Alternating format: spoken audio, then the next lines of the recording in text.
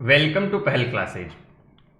आपको पता होगा ही I am Pradeep Kumawat IITN and if you want to know more about myself you can search my name on Google Pradeep Kumar Kumawat. Okay, so in this series we have completed electric field हम कंप्लीट कर चुके हैं। उसके साथ ही नेक्स्ट था Gauss law, main जो पार्ट्स थे हमारे। उसके बाद इलेक्ट्रिक पोटेंशियल एंड एनर्जी। ठीक है, ये सारा पोर्शन हम ऑलरेडी कवर कर चुके हैं। यदि आपने ये सारा नहीं देखा है तो इलेक्ट्रोस्टैटिक की प्लेलिस्ट है, वहां से देख ले। सारे पोर्शन में सारे कंसेप्ट बहुत ही डिटेल में कवर किए गए हैं। इसके साथ ही मैंने कंप्लीट एक्सरसाइज 1 के सॉल्यूशंस, जो अपनी चैप्टर 1 की एक्सरसाइज है हमारे NCERT की, उसके सारे सॉल्यूशन वीडियोज भी बना दिए हैं। ये आपको इलेक्ट्रोस्टैटिक्स की प्लेलिस्ट में मिल जाएंगे। तो फटाफट से ये देख ले पुराना, ताकि अपना इलेक्ट्रोस्टैटिक्स बहुत पक्का हो जाए, बहुत अच्छे लेवल पे, और उसके बाद यहाँ पे हम आगे बढ़ रहे हैं। ठीक है, so we are starting with the capacitance today. Obviously capacitance हमारे सेकंड चैप्टर का पार्ट है NCERT के अकॉर्डिंग। तो यहाँ पे हम कैपेसिटेंस से रिलेटेड सारे इंपॉर्टेंट कंसेप्ट देखेंगे और काफी डिटेल में बात करेंगे इसके बारे में। कुछ कंसेप्ट्स अकॉर्डिंग टू जेई के अकॉर्डिंग में यहाँ पे लीव करूंगा, दैट इज द चार्जिंग और डिस्चार्जिंग ऑफ RC सर्किट्स। ठीक है, तो RC सर्किट्स का जो चार्जिंग डिस्चार्जिंग वाला पोर्शन है और जो कुछ कॉम्प्लेक्स सर्किट प्रॉब्लम्स है वो हम करेंगे जब हम कवर कर लेंगे करंट इलेक्ट्रिसिटी। तो ये छोटा सा एक ध्यान देना है, वैसे बोर्ड का पार्ट नहीं है, this is for JEE purpose. तो ये मैं कवर करूंगा। इवन यहाँ पे भी मैंने जेई के बहुत सारे टॉपिक्स लिए हैं जो विदाउट करंट इलेक्ट्रिसिटी हो सकते हैं, तो सारा तो मैंने यहाँ कवर कर दिया है। करंट इलेक्ट्रिसिटी के साथ में हम ये कवर कर लेंगे जो छोटा सा पोर्शन रहेगा हमारा चार्जिंग और डिस्चार्जिंग। बाकी सब कुछ at the level of JEE यहाँ पे आपको मिल जाएगा। तो शुरू करते हैं हम। ठीक है, बिल्कुल सिंपल बात से बात करें, so first topic is the electric capacitance. Capacitance है इलेक्ट्रिक कैपेसिटेंस, तो जनरल इसका नाम है चैप्टर का, उसमें हम सबसे पहले पढ़ रहे हैं कंडक्टर के बारे में। कंडक्टर क्या होता है, ध्यान दे सभी बच्चे। द सब्सटेंस इन विच, आप सबने वैसे पढ़ा है 10th क्लास में, बहुत हमने कंडक्टर इंसुलेटर ये सारी बातें की हुई है, बट फटाफट देख लेते हैं। The substance in which charge flow from one point two another freely and conducts electricity. तो क्या होता है, काफी सब्सटेंस ऐसे होते हैं जिनमें चार्ज एक से दूसरे पॉइंट पे जा सकता है आराम से फ्रीली, उनको कंडक्ट इलेक्ट्रिसिटी कंडक्टर बोलते हैं और इलेक्ट्रिसिटी कंडक्ट करते हैं। एग्जाम्पल्स क्या हो गए, सिल्वर, कॉपर। ध्यान दे तो क्या समझ में आता है, देखो क्या, इसको ऐसे समझो। यहाँ पे क्या था, कोई भी एटम है, मॉलिक्यूल है, जिसमें चारों तरफ क्या रहते हैं, इलेक्ट्रॉन्स ट्रेवल कर रहे होते हैं। अब इलेक्ट्रॉन्स यदि न्यूक्लियस से बहुत दूर है, ध्यान से समझना, या न्यूक्लियस का अट्रैक्शन इलेक्ट्रॉन्स पे कम है, तो ये इलेक्ट्रॉन्स क्या इजीली फ्री टाइप से रहते हैं, इन पे इतना अट्रैक्शन नहीं होता और फ्री टू मूव रहते हैं ये चारों तरफ। इसकी वजह से क्या हो जाता है कि ये फ्री टू मूव होने की वजह से इलेक्ट्रॉन्स एक से दूसरी जगह मूव कर पाते हैं और इलेक्ट्रिसिटी कंडक्ट करते हैं। आई होप आपको बात समझ आ रही होगी कि क्या होता है, कैसे होता है। ठीक है, तो काफी सिंपल सी बात है, ध्यान में रखनी है।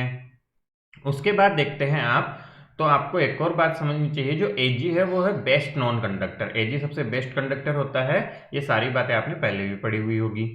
ओके, नाउ कई बार हमने कंडक्टर के बारे में बहुत कुछ बेटा नेक्स्ट प्रीवियस वीडियो में भी देखा था, इलेक्ट्रिक पोटेंशियल के, कंडक्टर के अंदर इलेक्ट्रिक फील्ड जीरो होता है ऐसा। अब कुछ बातें मैं आपको बताना चाहूँ तो ये देखो बेटा कि इसका रीजन वगैरह क्या है, वैसे मैंने एक्सप्लेन किया था, बट थोड़ा ध्यान दे। तो जो कंडक्टर्स होते हैं उनके अंदर बेटा इलेक्ट्रॉन्स क्या रहते हैं, रेंडमली मोशन में रहते हैं। इलेक्ट्रॉन्स रेंडम मूव करते हैं। जब करंट इलेक्ट्रिसिटी पढ़ेंगे तो मैं और डिटेल में इस कंसेप्ट को समझाऊंगा आपको। इलेक्ट्रॉन्स रेंडम मूव करते हैं और due to this random motion, इनके रेंडम मोशन की वजह से जो अंदर इलेक्ट्रिक फील्ड जनरेट होने वाला होता है वो एक दूसरे को कैंसल आउट कर देते हैं। इनके रेंडम ओरिएंटेशन की वजह से, रेंडम मोशन की वजह से एक का इलेक्ट्रिक फील्ड दूसरा कैंसल आउट कर देता है, और इस कैंसिलेशन की वजह से हमारे पास में इलेक्ट्रिक फील्ड जो नेट आता है इनसाइड, वो कितना आता है, 0 के बराबर आता है। आई होप आप मेरी बात समझ पा रहे हैं। नेक्स्ट देखो, आपको पता है ये भी, non conductor insulators, substance which does not conduct electricity, glass, rubber, wood etc. these are also called dielectric substances। ठीक है, अब ध्यान देने की बात यह है यहाँ पे कि एक पोर्शन हमने पहले भी कवर किया, इवन सॉलिड स्टेट के चैप्टर में भी हमने कवर किया है, तो छोटे छोटे से डेफिनेशन है, ध्यान में रखना है बस। आगे देखो क्या रहेगा, इलेक्ट्रॉन्स की बात कर ले। तो इलेक्ट्रॉन्स बेटा अभी हमने देखा कि दो तरह से हो सकते हैं, एक फ्री टाइप से जो रहते हैं, एक बाउंड टाइप से रहते हैं। दोनों में डिफरेंस क्या है समझो बेटा। हमारे पास क्या है, न्यूक्लियस है और यहाँ इलेक्ट्रॉन्स है। यदि इलेक्ट्रॉन्स पे न्यूक्लियस का अट्रैक्शन काफ़ी ज़्यादा है और ये बाहर नहीं निकल सकते या बहुत स्ट्रांगली टाइटेड अट्रैक्शन है, टाइटेडली बाउंडेड है, टाइटली बाउंडेड है बेटा ये, तो यहाँ पे हमारे पास में क्या आएगा कि जो टाइट बाउंडेशन की वजह से जो फोर्स आएगा यहाँ पे वो बहुत ज़्यादा होगा, इस वजह से इनको हम बोलते हैं बाउंडेड इलेक्ट्रॉन्स। और दूसरी तरफ जब देखेंगे तो क्या हो जाएगा, ये हो जाएगा कि जब मान लो कि इलेक्ट्रॉन है थोड़ा दूर है या किसी वजह से इस पे न्यूक्लियस का अट्रैक्शन उतना ज़्यादा नहीं है, तो ये फ्री टाइप से रहते हैं, मूव कर सकते हैं, और ऐसे इलेक्ट्रॉन्स को हम बोल देंगे फ्री इलेक्ट्रॉन्स। आई बात समझ में? चलो बहुत अच्छी बात, आया समझ। देखिए डेफिनेशन देख ले फटाफट से। इलेक्ट्रॉन्स विच आर फार, ये बेटा फार आएगा, ठीक है, which are far from nucleus have very less attraction of nucleus. It means electrons in the outer shell have the least attraction, these are called free electrons. तो जनरली जो metals वगैरह होते हैं बेटा, उनकी आउटर शेल में जो electrons होते हैं वो फार होते हैं, उन पर अट्रैक्शन बहुत कम होता है, तो उनको फ्री इलेक्ट्रॉन्स बोलते हैं हम। एंड कौन फ्री इलेक्ट्रॉन्स रखता है? कंडक्टर के पास में फ्री इलेक्ट्रॉन्स होते हैं। आई कि नहीं आई बात समझ? अरे आ गया होगा, इतना तो समझ, बहुत बेसिक बेसिक बातें कर रहे हैं। बाउंडेड इलेक्ट्रॉन्स है, बाउंडेड इलेक्ट्रॉन्स, ठीक है। Electrons which are near to nucleus have a greater attraction of nucleus, hence these are bounded electrons. तो जो पास में होते हैं अट्रैक्शन ज्यादा होगा तो बाउंडेड इलेक्ट्रॉन्स होते हैं, निकल के नहीं जा सकते हैं, सिंपल सी बात। In insulators, electrons in the outer shells also do not have free electrons, they are bounded electrons। तो ये किसमें होते हैं? इंसुलेटर्स में, ठीक है। अब कुछ बात यहाँ पे ध्यान दो बेटा, प्रैक्टिकल लाइफ से इसको थोड़ा सा कनेक्ट करके देखें तो ऐसा कुछ समझो कि फ्री इलेक्ट्रॉन्स का मतलब क्या हुआ। लेटेस्ट से में क्या होता है, कई बार कुछ बच्चे होते हैं उन पे फोर्स बहुत कम रहता है, या उन पे अपने पेरेंट्स का बेटा एक तरह से चलो थोड़ा डर कम रहता है, या कुछ भी इफेक्ट रहता है, टीचर से डर कम रहता है, तो वो क्या रास्ते से भटक जाते हैं, एक तरह से वो एक तरह से सही पाथ फॉलो नहीं करते। That is kind of free electrons, है ना। और दूसरा कौन है? बाउंडेड, जिन पे थोड़ा असर रहता है, जो फॉलो करते हैं उनको, तो वो काफी सही टाइप से रहते हैं और जरूरत पड़ने पे काम भी आएंगे। देखेंगे थोड़ी देर बाद में कि कैसे ये इस तरह के मटेरियल डाइलेक्ट्रिक्स होते हैं और कैपेसिटेंस बढ़ाने में काम आते हैं हमारे। ओके गुड, आई होप ये सारी बातें क्लियर आ रही होगी, आपको समझ भी आ रही होगी। तो बहुत सिंपल सिंपल सी बातें की है अभी तक। चलो बेटा देखते हैं, the important point concept is the dielectric. अब ध्यान से समझे तो देखना है हमें कि डाइलेक्ट्रिक होता क्या है, डाइलेक्ट्रिक्स कैसे वर्क करते हैं, कितने तरह के होते हैं, इनकी सारी रिलेटेड बातें यहाँ पे करेंगे और काफी इंपॉर्टेंट पोर्शन है, तो बहुत अच्छे से समझना है ध्यान से। So there are non conducting substances, तो बेटा these are non conducting substances, है ना, these are non conducting substances but in the presence of electric field they show conductivity. Examples क्या है? पेपर हो गया, वैक्स हो गया, एटसेट्रा। मतलब क्या बोल रहे हैं हम कि ऐसे सब्सटेंसेज जो नॉन कंडक्टिंग है या इंसुलेटर है, ठीक है, नॉन कंडक्टर है या फिर कह लो इंसुलेटर टाइप से है, लेकिन लेकिन लेकिन क्या होता है कि इलेक्ट्रिक फील्ड प्रेजेंट कर दिया, अप्लाई कर दिया, तो वो कंडक्ट करना शुरू करते हैं और काम हो जाता है। फॉर एग्जाम्पल अगेन मान लो ये ऐसा कुछ एग्जाम्पल है कि आपका कोई सिंसियर सा दोस्त था, वो घर के अंदर बैठा है, वो बाउंडेड सा है, वो घर से बाहर नॉर्मली नहीं निकलता, बट आपने उसे क्या किया, थोड़ा सा उकसाया। आप एक तरह से किसकी तरह वर्क कर रहे हो? इलेक्ट्रिक फील्ड की तरह। तो इलेक्ट्रिक फील्ड ने क्या किया, तूने उसे जाके बोला अरे यार आजा यार बाहर का, चल खेलने चलते हैं, ऐसा करते हैं वैसा करते हैं, तो ये उठ के बाहर आएगा और हमारे साथ में इसको क्या कर दिया हमने, डायरेक्शन दे दिया, फिर इसमें कंडक्टेंस कर दिया, यहाँ से रिलेट करें तो समझ आ रही है बात को। चलो तो डाइलेक्ट्रिक्स क्या है?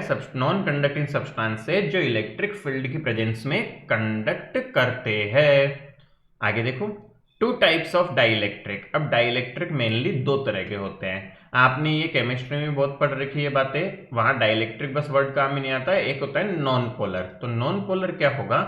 इन non polar molecule centre of positive and negative charge coincide, the molecules have no permanent dipole moment. Examples के लिए ये केमिस्ट्री में भी आपने पढ़ा होगा, आपने देखा होगा कि ऐसे मोलिक्यूल्स जिनमें इलेक्ट्रोनेगेटिविटी डिफरेंस नहीं होता, जैसे N2, तो N और N में इलेक्ट्रोनेगेटिविटी डिफरेंस नहीं है, तो आपस में जो शेयर्ड इलेक्ट्रॉन है, पॉजिटिव नेगेटिव जो सेंटर कह लो या जो शेयर्ड इलेक्ट्रॉन्स है वो एक ही जगह रहते हैं, किसी की तरफ टिल्टेड नहीं होते। तो ऐसे मॉलिक्यूल्स को हम बोलते हैं पोलर मॉलिक्यूल्स। ओके, ऐसे मॉलिक्यूल्स को क्या बोल दिया? पोलर मॉलिक्यूल बोला हमने। आ रहा है समझ में? तो पोलर मॉलिक्यूल पता चल गया हमें कि जिनमें इलेक्ट्रॉन्स बीच में रहेंगे, एक दूसरे के साथ में इधर उधर नहीं होंगे, so that is polar. O2 CO2 तो ज्यादा इलेक्ट्रोनेगेटिविटी डिफरेंस नहीं होगा, वहां polar molecules, sorry non polar molecules बनते हैं। ठीक है, अब पोलर का एग्जांपल आपको याद होगा सब बच्चों को, H2O वगैरह होता है। ये सारी बातें अभी थोड़ी देर में करेंगे। बट नॉन पोलर समझ आया? जिनमें centre of positive and negative charge coincide करता है, एक से दूसरी जगह शिफ्ट नहीं होता, मतलब partial positive partial negative type से नहीं आए, ऐसे सब्सटेंस को बोलते हैं हम नॉन पोलर मॉलिक्यूल्स। थोड़ा डायग्रामेटिकली समझे हम। नॉन पोलर मटेरियल्स में देखो पॉजिटिव नेगेटिव पास पास बिल्कुल साथ साथ से रहते हैं सेंटर्स, तो in absence of external field. But जैसे ही एक्सटर्नल फील्ड लगाइए, देखो पॉजिटिव अलग नेगेटिव अलग, पॉजिटिव अलग नेगेटिव अलग। ठीक है, तो ये पॉजिटिव नेगेटिव अलग होने से, अभी आपको याद होगा इलेक्ट्रिक डाइपोल याद करो सभी बच्चे, क्या होता था? माइनस और प्लस बहुत कम डिस्टेंस से सेपरेट होते थे, तो वो जनरेट करते थे डाइपोल। तो यहाँ क्या जनरेट हो जाएगा? डाइपोल मोमेंट जनरेट हो जाएगा, एक्सटर्नल फील्ड की वजह से जनरेट होगा। ध्यान देने की बात है, किसकी वजह से हुआ भाई? एक्सटर्नल फील्ड की वजह से डाइपोल जनरेट हुआ। नॉन पोलर मटेरियल में अपने खुद का डाइपोल मोमेंट नहीं होता, लेकिन यदि एक्सटर्नल फील्ड अप्लाई करेंगे तो थोड़ा बहुत मोमेंट इनमें आ जाता है। गुड, देखें नेक्स्ट पोलर मॉलिक्यूल्स। ठीक है, क्या है ये? In this centre of positive and negative charge are separated, मतलब पॉजिटिव नेगेटिव चार्ज थोड़े बहुत सेपरेट होते हैं already. Such molecules have a less permanent dipole moment, the net dipole moment is zero due to irregular arrangement. अब ध्यान दो कि non polar तो है, इनमें थोड़ा बहुत खुद का डाइपोल मोमेंट होता है, खुद का थोड़ा बहुत डाइपोल मोमेंट होता है, लेकिन क्या? लेकिन ये कि ये देखो यहाँ पे डायग्राम, ये रेंडमली डिस्ट्रीब्यूटेड होते हैं, रेंडम रहते हैं। तो रेंडम होने की वजह से इनका भी नेट डाइपोल मोमेंट कितना आ जाता है? जीरो ही आ जाता है इफेक्टिवली। समझ आया? यहाँ पे एक H2O का मोलिक्यूल है, देखो यहाँ से हम समझ आ रहा होगा, मैं वैसे बना के दिखाता हूँ। ये O, ये H और ये H। आपको पता होगा ऑक्सीजन की इलेक्ट्रोनेगेटिविटी ज्यादा होती है, डायग्राम केमिस्ट्री में बहुत बार बनाया होगा। तो यहाँ पे आता है पार्शियल नेगेटिव चार्ज, और इस पे पार्शियल पॉजिटिव और इस पे भी पार्शियल पॉजिटिव। हम डेल्टा माइनस डेल्टा प्लस से दिखाते हैं, तो समझ में आना चाहिए। डाइपोल मोमेंट की डायरेक्शन क्या होती है? याद करो, माइनस से प्लस। तो इधर डाइपोल मोमेंट की डायरेक्शन, इधर डाइपोल मोमेंट, दोनों का रिजल्टेंट लूंगा तो किधर आ जाएगा भाई?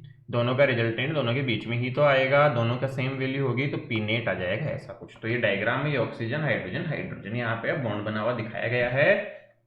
आ रहा है समझ? बेटा ये शुरू का लेक्चर जो थोड़ा सा डेफिनेशन बेस्ड है, बट ये डेफिनेशंस बहुत अच्छे से क्लियर हो जाएगी, तो बहुत आसानी से आगे का भी समझ आ जाएगा। आई समझ बात? चलो बहुत बढ़िया बात जी। देखो फटाफट से, तो पोलर मटेरियल्स जो हो गए हमारे, एब्सेंस ऑफ एक्सटर्नल फील्ड और प्रेजेंस ऑफ एक्सटर्नल फील्ड, इनमें भी क्या आएगा? मोमेंट्स आ जाएंगे। ठीक है, सब अलाइन हो जाएंगे और एक डाइपोल मोमेंट नजर आने लगेगा। तो इस तरह से आई होप कि डाइलेक्ट्रिक सब्सटेंस क्या है, ये बेसिक्स आपको अच्छे से समझ में आ गया है। चलो देखते हैं। तो अब देखो कंसेप्ट आता है बेटा पोलराइजेशन ऑफ डाइलेक्ट्रिक्स, मतलब डाइलेक्ट्रिक्स में पोलराइजेशन होना। अब कुछ बातें हैं, आपको यहाँ पे कुछ इंपॉर्टेंट बात करूं मैं तो आपको समझ आएगा कि हम कंडक्टर्स जो जनरली होते हैं उनको पोलराइज नहीं करते, बट डाइलेक्ट्रिक्स या इंसुलेटर्स में पोलराइजेशन अच्छा होता है। वो क्यों होगा अभी समझ आएगा आपको। ठीक है, तो देखो, in an external field, the positive and negative charges of a non-polar molecule are displaced in opposite directions. Thus, in non-polar molecules, induced dipole moment develops. ध्यान दे क्या हुआ, यहां से देखो डायग्राम से आपको समझ आएगा कि नॉन पोलर मॉलिक्यूल्स जो थे उनमें प्लस माइनस के सेंटर सेपरेट होते हैं, इसलिए डाइपोल मोमेंट आना शुरू हो जाता है। आई बात समझ में कि प्लस माइनस सेपरेट हो गए तो एक डाइपोल मोमेंट जनरेट हो गया, जिसे ये बोल रहा जा रहा है इंड्यूस्ड डाइपोल मोमेंट आएगा। ठीक है, देखो आगे, in the case of polar molecules, when the external electric field is applied, the individual dipole moments tends to align with the field, hence net moment induces। तो यही दोनों में देखो बेटा थोड़ा सा डिफरेंस है, ध्यान दोगे तो क्या डिफरेंस है मैं वापस यहाँ बता रहा हूँ नॉन पोलर और पोलर का, ठीक है, नॉन पोलर और polar. The what is the main difference is non polar में खुद का डाइपोल मोमेंट, हम म्यू से डिनोट करें इसको तो वो जीरो रहता है, इसका कुछ होता है, कुछ डाइपोल मोमेंट होता है इंडिविजुअल, ये इंडिविजुअल बात कर रहे हैं, ठीक है। बट यहां पे देखो तो इलेक्ट्रिक फील्ड जब अप्लाई करता हूं तो इसमें भी डाइपोल आ जाता है और इसमें भी आ जाता है। वजह क्या है, वजह तो सेम सी है, बट यहाँ इंडिविजुअल जीरो होता है, इंडिविजुअल था तो भी टोटल नॉन जीरो होता है शुरू में। टोटल नॉन जीरो क्यों होता है, क्योंकि रैंडम डिस्ट्रीब्यूटेड होते हैं, प्रीवियसली बताया गया आपको। तो दोनों का एक हल्का सा डिफरेंस है पोलराइज होने के वे का, ठीक है। Thus, induction of dipole moment in the presence of electric field is called polarization of dielectrics। बहुत इंपॉर्टेंट डेफिनेशन क्या, कि एक्सटर्नल फील्ड की प्रेजेंस में डाइपोल मोमेंट्स का जनरेट हो जाना ही पोलराइजेशन होता है। आया नहीं आ रहा समझ भाई, आ गया होगा, बहुत अच्छे से है बात। तो क्या कि एक्सटर्नल फील्ड जब अप्लाई करने पे डाइपोल मोमेंट का इंड्यूस हो जाना क्या कहलाता है, पोलराइजेशन हम उसको कहते हैं। यहां समझ आई बात, चलो बहुत अच्छी बात भाई, मजा आया इतना तो समझ आके। चलो तो ये सिंपल सा कंसेप्ट, क्या पोलराइजेशन क्या हुआ, कैसे होता है, दोनों में क्या डिफरेंस हो, डेफिनेशन क्या है इसकी।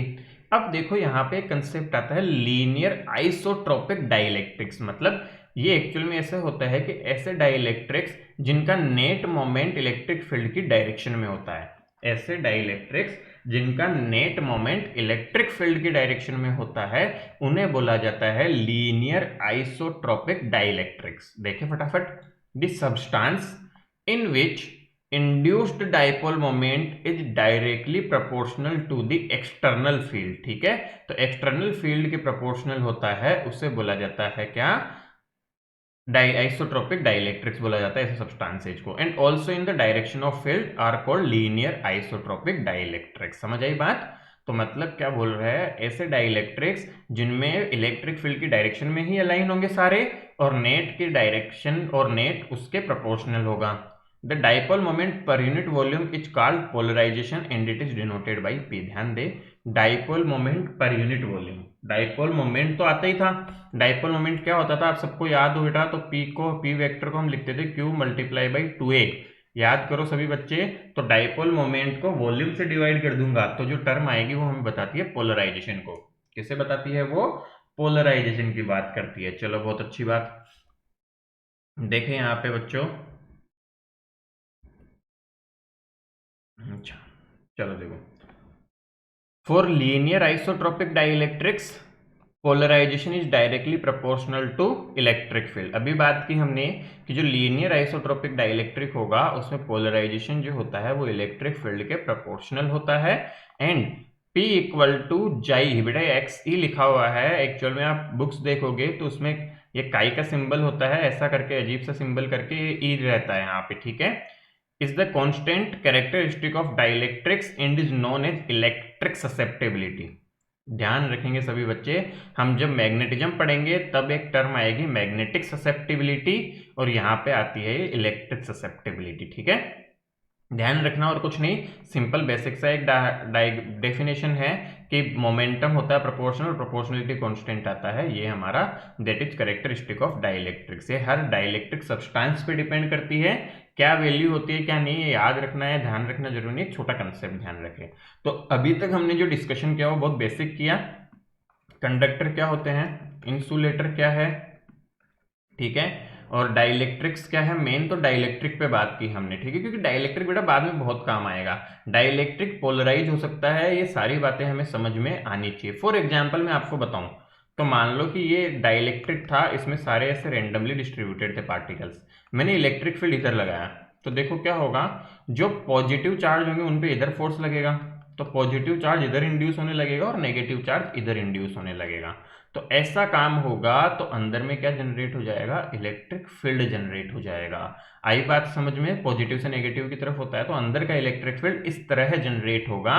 और ध्यान दो, तो नेट इलेक्ट्रिक फील्ड की बात करें हम अंदर में, तो इसमें से ये फिर माइनस होगा डाइलेक्ट्रिक का खुद का। तो डाइलेक्ट्रिक इनडायरेक्टली इनसाइड डाइलेक्ट्रिक जो इलेक्ट्रिक फील्ड होता है वो भी रिड्यूस हो जाता है। ये सारी बातें काम आएगी कैपेसिटेंस में हमारे, ठीक है। कैपेसिटेंस में डाइलेक्ट्रिक्स का बहुत यूज है, इसलिए काम का कंसेप्ट है, आना चाहिए हमें। आई होप आप सबको आ गया है ये। कोई भी डाउट्स है तो कमेंट सेक्शन में कमेंट करके पूछ ले। चलो, अब बहुत इंपॉर्टेंट आता है कैपेसिटेंस। तो बेटा कैपेसिटेंस शुरू करने से पहले कैपेसिटर क्या है इसकी एक जनरल चर्चा में कर लेता हूं, और वो क्या है सभी बच्चे ध्यान से देखेंगे। देखो, ठीक है, एक जनरल चर्चा करेंगे हम, और वो जनरल चर्चा को सब बच्चे ध्यान से समझेंगे कि वो क्या है और कैसे होगी। चलो देखो यहाँ पे आके बच्चों, सबसे पहले बात करते हैं हम कि एक्चुअल में इसका मतलब क्या है। कैपेसिटर आपने रियल लाइफ में कहाँ देखा है, उसका क्या सेंस है। बेटा कैपेसिटर को जनरल बोलचाल की भाषा में हम बोलते हैं कंडेंसर। अब आपको याद आ रहा होगा कि क्या है, कंडक्टर बोल लो, कंडेंसर। कंडेंसर सबने सुना होगा, आपने याद होगा बेटा, फैन जब चलता है तो फैन की स्पीड यदि फुल स्पीड पे भी धीरे चलने लगता है, क्या होता है, एट फुल स्पीड भी जब धीरे चलने लगता है, ऑब्वियसली बात है गर्मी लगेगी, गर्मी लगेगी तो दिमाग जाएगा यार इसको सही करते हैं। सही करते हैं तो किसी को बुलाया इलेक्ट्रिशियन को, उसने बोला इसका कंडेंसर खराब हो गया है, वो कैपेसिटर नहीं बोलते, वो बोलते हैं कंडेंसर खराब हो गया है। और आप सब बच्चों ने देखा होता है किस तरह का सिलेंड्रिकल टाइप से होता है, उसको निकाला जाता है और रिप्लेस वगैरह किया जाता है। सबसे बेस्ट एग्जाम्पल पुरानी ट्यूबलाइट्स, आपको याद हो तो पुरानी ट्यूबलाइट्स होती थी, ठीक है। पुरानी ट्यूबलाइट्स में क्या होता था कि चौक कोइल होती थी एक तो बीच में, याद करो ऐसे ट्यूबलाइट लगी होती थी, उसके बीच में लकड़ी पे एक ऐसा डब्बा होता था और साइड में गोल गोल ऐसा बना होता था सिलेंड्रिकल टाइप से। कभी कभी ट्यूबलाइट चलती नहीं थी तो इसको घुमाते थे हम, तो थोड़ा चलवल जाती थी, ठीक है। तो एक कैपेसिटर होता था, क्या होता था, कैपेसिटर। सो इनडायरेक्टली कैपेसिटर क्या है, कैपेसिटर के यूज आते हैं यहाँ पे। करता क्या है ये, सो कैपेसिटर को सिंपली बोलूं तो कैपेसिटर क्या है, स्टोर करता है चार्ज को। और चार्ज स्टोर करता है तो सिंपल सी बात है कि एनर्जी आएगी। चार्ज स्टोर करने का मतलब क्या समझ आया, एनर्जी आई भाई, एनर्जी। इनडायरेक्टली चार्ज स्टोर कर रहा है तो क्या स्टोर कर रहा है, एनर्जी को स्टोर कर रहा है कैपेसिटर। सो कैपेसिटर क्या हुआ कि पहले तो कंडेंसर बोला गया, फैन स्पीड लेस है इसकी, तो कंडेंसर चेंज करते हैं, ट्यूबलाइट पे होता है, और इसका काम क्या होता है, चार्ज स्टोर करता है। और सबसे इंपॉर्टेंट बात इस एनर्जी का करता क्या है, ये प्रोवाइड इंस्टेंटेनियस एनर्जी। ध्यान से समझो इस बात को, इंस्टेंटेनियस एनर्जी प्रोवाइड करता है। मतलब क्या हुआ कि एकदम खतरनाक तरीके से, जैसे एनर्जी की नीड हुई तुरंत इंस्टेंटेनियसली प्रोवाइड करता है, एनर्जी स्टोर करके रखता है और जरूरत पड़ने पे तुरंत प्रोवाइड करता है। So this is the capacitor. Capacitor का बहुत बेसिक यूज है कि वो एनर्जी स्टोर करके इंस्टेंटेनियसली एनर्जी प्रोवाइड करेगा। समझ में आनी चाहिए बात, ध्यान से। सबको पता होगा, बहुत प्यार से है ना, आपको कभी कभी बेवकूफ बनाया जाता था पिक्स क्लिक करने में, पुराने टाइम पे याद है सब बच्चों को। तो फ्लैश जो चमकता है अपने कैमरे का, एक और रियल लाइफ एग्जांपल दूं जो बेस्ट है अपना, तो कैमरे का जो फ्लैश आपका चमकता है बेटा, तो वो फ्लैश जो होता है उसके पीछे किसका रोल होता है, कैपेसिटर का, या फिर आप कह लो अपने कंडेंसर का। तो कैपेसिटर क्या करता है, एक कैपेसिटर लगा होता है, वो एनर्जी स्टोर करता है, और जब फ्लैश जब जब बेटा प्रेस किया जाता है फ्लैश का बटन या फोटो ली जाती है, तो जो फ्लैश आता है तो सारी एनर्जी एक साथ फेंकता है ये। तो इसी वजह से इतना फ्लैश जनरेट हो पाता है, इतनी चमक जनरेट हो पाती है। अदरवाइज नॉर्मल सेल एक साथ में इतना नहीं कर सकता काम। ये तो कैपेसिटर का कमाल है जो इतनी चमक एक साथ आ पाती है। मेरे ख्याल से आप सबको बातें समझ आ गई होगी, समझ आ रहा होगा कि क्या है कैपेसिटर और कैसे होगा। गुड। तो कैपेसिटर क्या है, एक ऐसी डिवाइस जो एनर्जी स्टोर करती है और इंस्टेंटेनियस एनर्जी प्रोवाइड करती है। आप सबको डेली लाइफ के एग्जांपल्स दे दिए, आप सभी देख सकते हैं इनको। कैपेसिटर क्या है एक बार ध्यान से समझ लेंगे इनको कि क्या है, डायग्राम वगैरह हल्का सा। बाकी हम पैरेलल प्लेट कैपेसिटर मेनली पढ़ते हैं यहाँ पे, बट अदर डिफरेंट तरह के कैपेसिटर्स हमारे पास में होते हैं। ऐसा कोई जरूरी नहीं कि पैरेलल प्लेट कैपेसिटर ही हो, ठीक है। गुड, बढ़ते हैं आगे, कहानी को आगे बढ़ाएं। तो सब बच्चों को कैपेसिटर समझ में आ ही गया होगा। कैपेसिटर क्या है, बहुत सिंपल सी बात है। कैपेसिटर बहुत सिंपल सी बात कैसे है, तो सिंपल से एग्जांपल से समझा तो सिंपल बात समझ में आई कि यूज तो बहुत है इसका भाई, एनर्जी स्टोर करके इंस्टेंटेनियस प्रोवाइड करता है, तो यूज तो है ही है। छोटा सा काम देखते हैं, छोटी सी। तो बेटा कैपेसिटेंस क्या है, कैपेसिटेंस है कैपेसिटी, ठीक है, कैपेसिटी टू स्टोर चार्ज, तो इसको हम बोलते हैं कैपेसिटेंस। ओके, तो डेफिनेशन देखते हैं। The capacity of a conductor to accept electrons is called क्या, कैपेसिटेंस, या फिर मैं सिंपली बोल सकता हूं कैपेसिटी टू स्टोर एनर्जी और charge. Capacity to store energy या चार्ज, तो एनर्जी या चार्ज स्टोर करने की जो कैपेसिटी होती है that is termed as the capacitance. आ रहा समझ में? चलिए देखते हैं। It is the property of material depending on the shape and arrangement of the conductor. बहुत इंपॉर्टेंट है भाई, ये एक प्रॉपर्टी है जो शेप और अरेंजमेंट वगैरह पे डिपेंड करती है। इफ अ कंडक्ट, ठीक है, और सबसे इंपॉर्टेंट तो है क्यू और वी पे डिपेंड नहीं करती। पहली बात है कैपेसिटेंस को हम सी से डिनोट करते हैं, ठीक है, और सी जो है independent of Q and V. बहुत बहुत इंपॉर्टेंट है इंडिपेंडेंट क्यू एंड वी। फॉर्मूले में क्यू और वी आता है लेकिन एक्चुअल में इंडिपेंडेंट होता है क्यू और वी से। इसको कोई लेना देना नहीं क्यू और वी कितना है, बहुत बहुत ज्यादा इंपॉर्टेंट। जितने स्टार मारो उतने कम है, क्योंकि अभी आपको पता चलेगा कि मैं ये क्यों बोल रहा हूं। तो फटाफट से पहली बात तो ये याद कर लेंगे, it is a property of material depending on shape and arrangement. और किन पे नहीं करता ये भी बिल्कुल याद कर लो अच्छे से, बहुत ही ज्यादा इंपॉर्टेंट है। देखो आगे, if a conductor is given charge q and potential develops is v। तो कंडक्टर को क्या किया हमने, q चार्ज बेटा दे रहे हैं हम। इस q चार्ज को देने की वजह से उस पर v पोटेंशियल आएगा, सरफेस पे आएगा नहीं आएगा, सबको पता है। यदि q चार्ज है इस पेयर पे तो v होता है सरफेस पे kq/r, सबको पता ही होगा। सो यहां से पता चलता है कि ये जो v है वो q के डायरेक्टली प्रोपोर्शनल है, कि जितना चार्ज दोगे ना उतना ही ज्यादा पोटेंशियल आएगा, जितना ज्यादा चार्ज आएगा उतना पोटेंशियल आएगा। तो यहां से प्रोपोर्शनलिटी आती है, प्रोपोर्शनलिटी आ गई तो कांस्टेंट आता है C, where C equal to Q by V। C is called capacitance of conductor, here Q is the magnitude of charge on one plate या पार्ट। कैपेसिटर बेटा जनरली जो होगा वो दो टुकड़ों से बनके बनेंगे मैक्सिमम, तो पार्ट पे है या प्लेन पे है, ठीक है। पोटेंशियल डिफरेंस है। अब समझो यहां से साफ क्लियरली दिख रहा है कि C इक्वल टू आ रहा है Q by V। The very important concept is formula धोखे में डालता है। फॉर्मूले से साफ लग रहा है कि सी क्यू और वी पे डिपेंड कर रहा है, बट ऐसा नहीं है भाई। This is a constant of proportionality, it is independent of Q and V, it depends on shape and arrangement. ध्यान रखना, अभी जब मैं डिराइव करूंगा पैरेलल प्लेट कैपेसिटर के लिए, जब हम ये डेरिवेशन करेंगे तो आपको बिल्कुल अच्छे से समझ में आ जाएगा कि हाँ ऐसा क्यों है, क्यों हाँ क्यू और वी का नाम ही नहीं आएगा, ठीक है। तो ध्यान रखेंगे C is independent of Q and V। इस फॉर्मूले से धोखा नहीं खाना है। जल्दबाजी में बच्चे रीजनिंग के क्वेश्चंस गलत करते हैं इससे रिलेटेड। चलिए, सो कैपेसिटेंस यहां से देखो फॉर्मूला हमारे पास आ गया C equal to Q by V। Capacitance is equal to the amount of charge given to the conductor to increase its potential by 1 unit. ध्यान दो, यदि V 1 है, if V equal to 1 then C equal to Q, मतलब कि किसी conductor का potential 1 unit से increase करने के लिए उसे कितना चार्ज देना पड़ेगा, that is equal to the capacitance. Capacitance does not depend on Q and V, मैं ऑलरेडी बता चुका हूं, बहुत ज्यादा इंपॉर्टेंट पॉइंट है ये। SI unit coulomb per volt. तो पहली बात तो कुलम पर वोल्ट हो गई, और इसको एक नया नाम दिया गया विच इज फेराड, ठीक है। फेराड बोल दो, फेराड बोल दो, जो भी प्रोनाउंसिएशन करना चाहो, बाकी 1 फेराड बोलते हैं इसे, ठीक है। तो 1 फेरेड हो गई 1 कूलम अपॉन 1 वोल्ट। डायमेंशन इसके होती है m-1 l-2 t4 a square. ये आपका होमवर्क है, आप डायमेंशन निकाल के चेक करोगे इट इज करेक्ट और नॉट, ठीक है। कूलम की डायमेंशन आपको चार्ज की पता है, ठीक है, आईटी हो जाएगी, वोल्टेज पोटेंशियल की आप निकाल ही सकते हो। अब देखो 1 फेराडे किसको बोलेंगे, when a conductor is given 1 coulomb charge and its potential increase by 1 volt then capacitance is 1 farad. आया बात समझ में, कि जब किसी को 1 कूलम चार्ज दे, ध्यान से देखो कि C equal to Q by V तो है ही। If Q equal to 1, V equal to 1, this implies C equal to 1 means if charge is 1 coulomb and potential is 1 volt then capacitance will be equal to 1 farad. आया समझ? चलो देखो, बहुत अच्छी बात भाई। कोई डाउट हो तो पूछ लेना कमेंट सेक्शन में कमेंट करके। The capacitance of a spherical conductor. अब हमें देखना है स्पेरिकल कंडक्टर का कैपेसिटेंस कितना आएगा।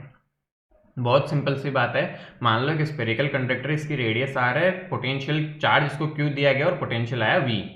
तो V8 सरफेस कितना आएगा, फॉर्मूला आप सबको पता है। यदि ये सब फॉर्मूले नहीं रिमेंबर तो प्रीवियस वीडियो जरूर देखे और वहां से देख के इसको रिमेंबर करे, बहुत बहुत इंपॉर्टेंट है ये, ठीक है। लिंक्स आपको डिस्क्रिप्शन में मिल जाएगी। C equal to Q by V, capacitance का फॉर्मूला क्या होता था, Q अपॉन V। तो देखो Q दिया गया और V की वैल्यू रख दी, K Q Q, Q से Q गया, K की वैल्यू होती है 1/4 पाई एप्सिलॉन नॉट, तो 4 पाई एप्सिलॉन नॉट R। तो ध्यान दे, तो कैपेसिटेंस याद रखोगे 4 पाई एप्सिलॉन नॉट R। कुल मिला के बात है कि कैपेसिटेंस इक्वल है प्रोपोर्शनल है किसके, रेडियस के। और यदि डाइलेक्ट्रिक आ जाए बीच में, तो आप सबको पता है डाइलेक्ट्रिक आ जाएगा तो K की वैल्यू चेंज हो जाती है, एप्सिलॉन नॉट किससे मल्टीप्लाई हो जाता है, एप्सिलॉन R से। जब भी डाइलेक्ट्रिक आएगा तब एप्सिलॉन नॉट किससे मल्टीप्लाई होगा, एप्सिलॉन R से। ये सारी बातें फोर्स में की हुई है हमने, कूलम्ब्स फोर्स में। अगेन डाउट है तो बेटा प्रीवियस वीडियो जरूर देखे। तो यहाँ पे एप्सिलॉन नॉट मल्टीप्लाई हो जाएगा एप्सिलॉन R से किसी मीडियम की प्रेजेंस में। मान लो स्पेयर किसी मीडियम में रखा है तो ऐसा होगा, and same is capacitance in a medium. So very very important, ध्यान दो, capacitance is directly proportional to radius. Radius के ये क्या होता है, डायरेक्टली प्रोपोर्शनल होता है। फॉर्मूला याद रखेंगे, स्फेरिकल कैपेसिटर का capacitance 4 pi epsilon not R, और या ऐसे ध्यान रखना चाहो तो ऐसे रख लो R बाई के, ठीक है। चलो देखो, कुछ बहुत कॉमन सी बात कर रहे हैं यहाँ पे, ये नोट में बाद में डिस्कस करूंगा। पहले मैं एक न्यूमेरिकल करूंगा आपके साथ, ये न्यूमेरिकल करने के बाद हम वो नोट डिस्कस करेंगे, that is important one. So considering earth to be a spherical conductor, calculate its capacitance। मतलब क्या है कि अर्थ एक स्पेरिकल कंडक्टर है तो उसका कैपेसिटेंस बताओ। फटाफट कर लेते हैं, फॉर्मूला ही तो लगाना है, 4 pi epsilon not R।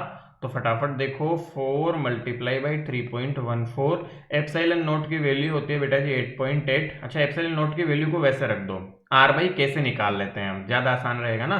R by K use करो, K की वैल्यू आसान रहती है। सो क्या आ जाएगा, देखो R की वैल्यू है 6.4, K की वैल्यू डायरेक्ट रख देंगे हम 10⁻6, क्योंकि मीडियम एयर ही बोला है। K की वैल्यू डायरेक्ट रखो 9 × 10⁹, समझे।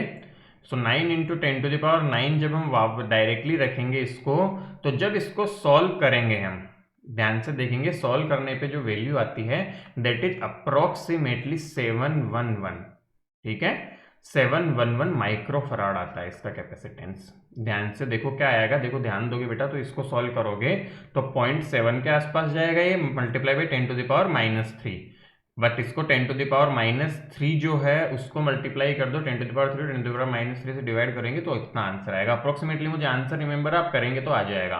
तो अप्रोक्सीमेटली आंसर आता है 711 माइक्रोफराड।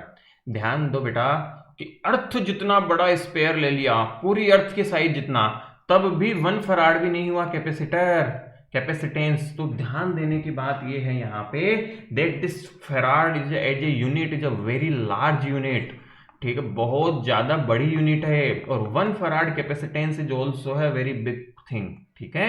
एक अर्थ जितना बड़ा स्पेयर ले लो तो भी कितना सा कैपेसिटेंस आया, 711 माइक्रोफराड। फॉर्मूले से हमने कैलकुलेट किया, इतना आया। तो एक बात समझ में आ गई होगी कि स्पेरिकल कैपेसिटर फिजिबल नहीं होते, स्पेरिकल कैपेसिटर किसी काम के नहीं है। अर्थ जितना स्पेयर कहाँ रखोगे, कहाँ लेके जाओगे। So spherical capacitors are not very useful. ध्यान रखने की बात, इस प्रैक्टिकल से तुम्हें समझा दिया, अर्थ की वैल्यू लेके हमने कैलकुलेट कर दिया। आई होप आपको क्लियर हो गया है। अब जो नोट है इंपॉर्टेंट पॉइंट्स है और एक दो और अच्छे एग्जांपल्स हम नेक्स्ट लेक्चर में लेंगे।